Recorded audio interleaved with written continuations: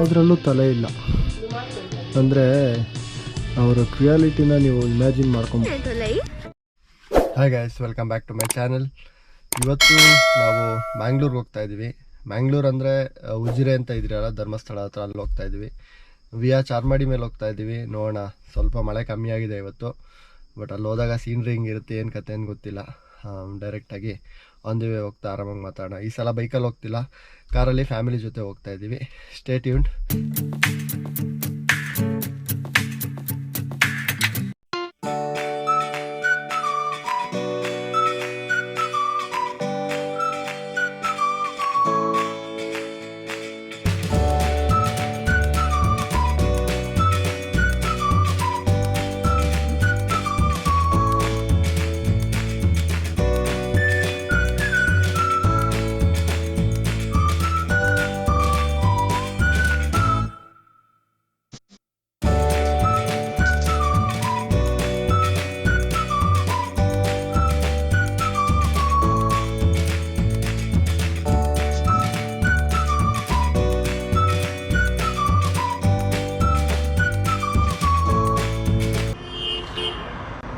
ಈಗ ನಾವು ಇಲ್ಲೇ ಬೇಲೂರು ಹತ್ರ ನಿಲ್ಲಿಸಿದ್ವಿ.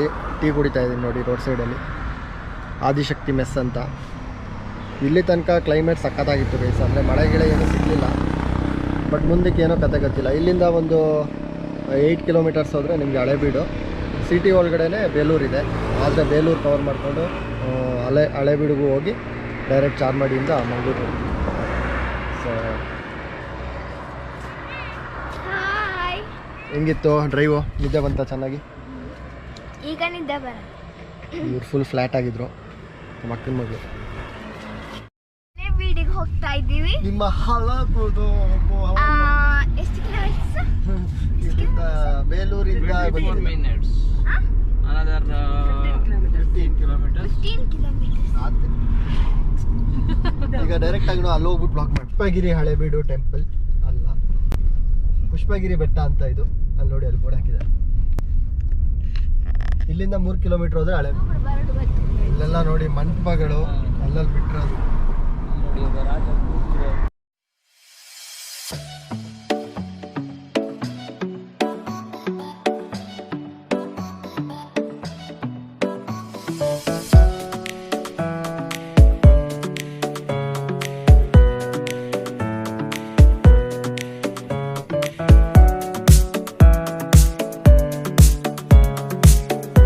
ಸಾರಿ, ಹಳೇಬೀಡಿಗೆ ಬಂದಿದ್ದೀವಿ. ಕ್ರೌಡ್ ಅಂತೂ ತುಂಬ ಕಮ್ಮಿ ಇದೆ. ಹೋಟೆಲ್ ನಾಗ್ ಇಲ್ಲಿ ಹೋಗ್ತಾ ಇದ್ದೀವಿ ನಾವೀಗ. ಇಲ್ಲಿ ನೀವು ನೋಡ್ಬೋದು, ಬೇಲೂರಿಂದ ಹಳೇಬೀಡಿಂದ ಬೇಲೂರಿಗೂ ಬರ್ಬೋದು. Actually 17 kilometre. ನೀವು ಮೇನ್ ರೋಡಿಂದ ಬರೋದಾದರೆ 8 ಕಿಲೋಮೀಟ್ರು.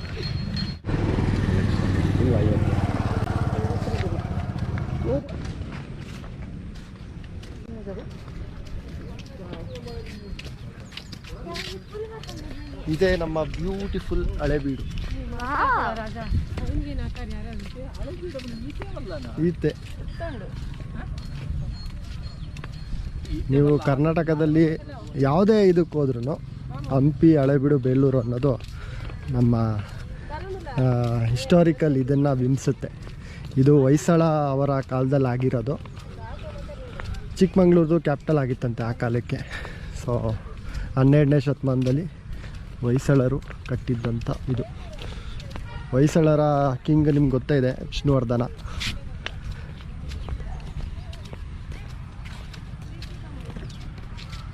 ಇಲ್ಲಿರೋ ಲೋಕಲ್ ಲೈಟ್ಸ್ಗೆಲ್ಲ ಇದು ಕಾಮನ್, ಬಂದ್ಬಿಟ್ಟು ಇಲ್ಲಿ ಚಿಲ್ ಮಾಡ್ತಿರ್ತಾರೆ.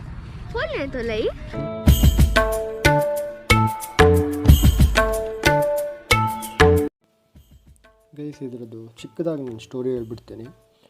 ಹಳೇಬೀಡು ಅಂತ ಹೆಸರು ಬರೋಕ್ಕೆ ಕಾರಣ, ಇಲ್ಲಿ ಹೊಯ್ಸಳೇಶ್ವರ ದೇವಸ್ಥಾನ ಟೆಂಪಲ್ ಇದೆ. ಇಲ್ಲಿ ನೀವು ನೋಡಿದ್ರೆ ಈ ಕಂಪ್ಲೀಟ್ ಆರ್ಕಿಟೆಕ್ಚರ್ನ ಬಿಲ್ಡ್ ಮಾಡಿದವರು ಕೇತಮಾಲ ಅನ್ನೋ ಒಬ್ಬ ವಾಸ್ತುಶಿಲ್ಪಿ. ವಿಷ್ಣುವರ್ಧನ ಅವರ ಆದೇಶದ ಮೇರೆಗೆ 12ನೇ ಶತಮಾನದಲ್ಲಿ ಕೇತಮಾಲ ಅನ್ನೋ ವಾಸ್ತುಶಿಲ್ಪಿ ಈ ಕಂಪ್ಲೀಟ್ ಆರ್ಕಿಟೆಕ್ಚರ್ನ ಬಿಲ್ಡ್ ಮಾಡ್ತಾನೆ.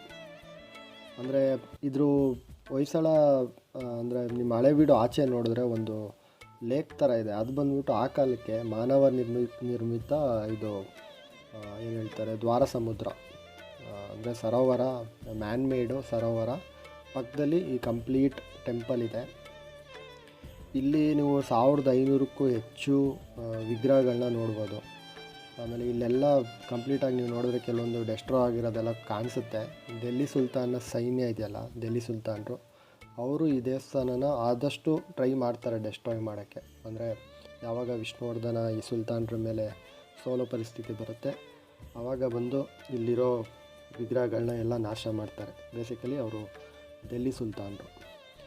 ಇದ್ರ ವಿನ್ಯಾಸ ಬಂದ್ಬಿಟ್ಟು ಹೊಯ್ಸಳ ಶೈಲಿಯ ವಾಸ್ತುಶಿಲ್ಪಿ, ಅಂದರೆ ಶಿವ ಆಚೆ ಕಡೆ ನಂದಿ, ಹೊರಗಡೆ ಕಾವಲು ಕಾಯ್ತಾರೋ ಥರ.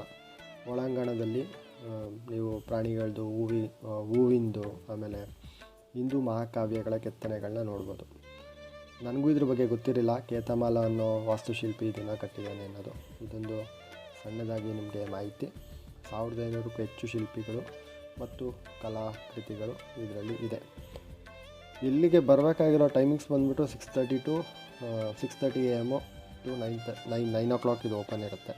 ಬಟ್ ಬೆಳಿಗ್ಗೆ ಹೊತ್ತಿನಲ್ಲಿ ಬಂದರೆ ತುಂಬ ಅದ್ಭುತವಾದ ಆಭರಣ ವೈಜಯಂತಿ ಮಾರ ಕುತ್ತಿಗೆಯಲ್ಲಿ ಭುಜಕ್ಕೆ ಅನಾಹುತಿಗೆ ದಾಳಿ ಮಾಡಿದಾಗ ನೋಡಿ ಆ ಥರ ಇದ್ದು ಕೈ. ಪ್ಲೀಸ್ ಕೇಳಿಸ್ಕೊಳ್ಳಿ, 1950 ಪುರಾತನ ಇಲಾಖೆ ಹೊಸ ಕೈ ಜಾಯಿಂಟ್ ಮಾಡೋಕ್ಕೆ ಈ ಥರ ಕಾಲದಲ್ಲಿ ಈ ಥರ ವರ್ಕ್ಸ್ ಮಾಡಿ ಸ್ವಲ್ಪ ದಿನ ಹಾಕಿ ಸರಿಯಾಗಿ ಜಾಯಿಂಟ್ ಆದ ಕಾರಣ ಮತ್ತೆ ತೆಗ್ದಿದ್ದಾರೆ. ಸೊ ಹಾಗಾಗಿ ವರ್ಕ್ಸಿದೆ. ಇದು ಏಕಶಿಲೆ ಮೊದಲು ಈ ಥರ ಕಾಲದಲ್ಲಿ ಈ ಥರ ವರ್ಕ್ಸ್ ಮಾಡಿ ಟ್ರೈ ಮಾಡಿ ಆಗದೆ ಕಾರಣ ರಿಮೂವ್ ಮಾಡಿದ್ದಾರೆ. ಶಿವನ ದ್ವಾರಪಾಲಕರು. ಇದು ಒಳಗಿರ್ತಕ್ಕಂಥ ಶಿವಲಿಂಗ ಹೊಯ್ಸಳೇಶ್ವರ, ಶಾಂತಲೇಶ್ವರ, ಈ ಹಳೆಬೀಡು ದೇವಸ್ಥಾನ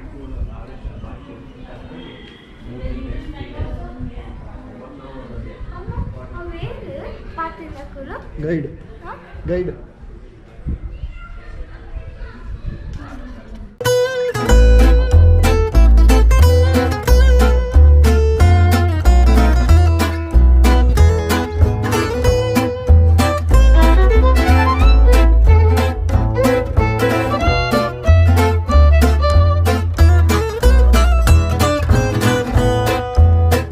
ನೋಡಿದ್ರೆ ಯಾವುದ್ರಲ್ಲೂ ತಲೆ ಇಲ್ಲ. ಅಂದರೆ ಅವರ ಕ್ರಿಯಾಲಿಟಿನ ನೀವು ಇಮ್ಯಾಜಿನ್ ಮಾಡ್ಕೊಬೋದು. ಕರೆಕ್ಟಾಗಿ ಆ ಗೊಂಬೆಗಳದ್ದು ಕೈ ತಲೆ ಹಂಗೆ ಕಟ್ ಮಾಡ್ಕೊಂಡು ಹೋಗಿದ್ದಾರೆ. ಆ ಗಜನಿ ಔರಂಗಜೇಬೆಲ್ಲ ಗೈಸ್, ಈ ಮುಘಲ್ ಎಂಪೈರರ್ಸ್ ಅವ್ರ ಹತ್ರ ಯಾವ ಥರ ವೆಪನ್ಸ್ ಇರ್ಬೋದು ಲೆಕ್ಕ ಹಾಕಿ. ಈ ಬಂಡೆ ಕಲ್ಲಂತ ಇದ್ರನ್ನ ಹೊಡಿಯೋಕ್ಕೆ ಅಲ್ಲಿ ಕೆಲವು ವಿಗ್ರಹಗಳು ನೋಡ್ತಿದ್ದೆ, ದೊಡ್ಡದು ಒಂದೊಂದು ಟನ್ ಇದೆ. ಅದು ಎಷ್ಟು ಜನ ಅದರಲ್ಲಿ ಹೊಡೆದಿರ್ಬೋದು. So highly impossible.